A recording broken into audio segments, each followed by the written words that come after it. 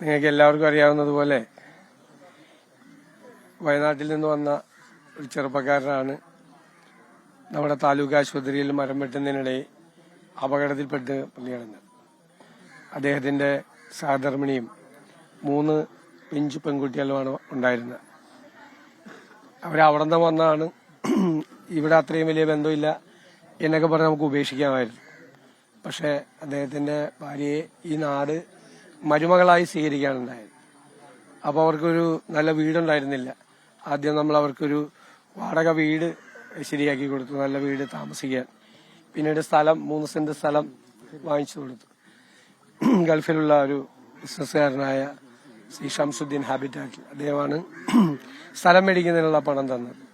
അതിനുശേഷം നമ്മൾ പുനർജനി പദ്ധതിയിൽപ്പെടുത്തി വീട് നിർമ്മിച്ചു കൊടുക്കാൻ തീരുമാനിച്ചപ്പോൾ കോസ്റ്റൽ ഗ്രൂപ്പിന്റെ ഖത്തറിലെ അദ്ദേഹത്തിന്റെ പിതാവ് കൂടിയായ ശ്രീ അസ്മുദ്ദീൻ സാഹിബ് അദ്ദേഹം വീട് നിർമ്മിക്കാനുള്ള പണം തന്നു.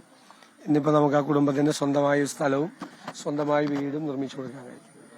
മുനിസിപ്പൽ ചെയർമാൻ ഇടപെട്ട് അവർക്ക് താലൂക്ക് ആശുപത്രിയിൽ തന്നെ ഒരു ജോലിയും താൽക്കാലികമായിട്ടുള്ളൊരു ജോലിയും അറേഞ്ച് ചെയ്തിട്ടുണ്ട്.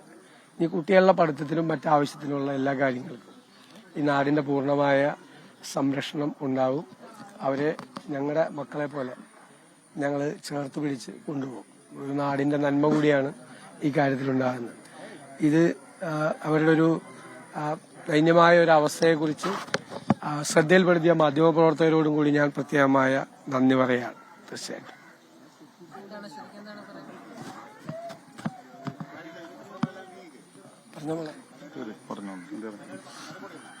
ഇതറിഞ്ഞ പിന്നെ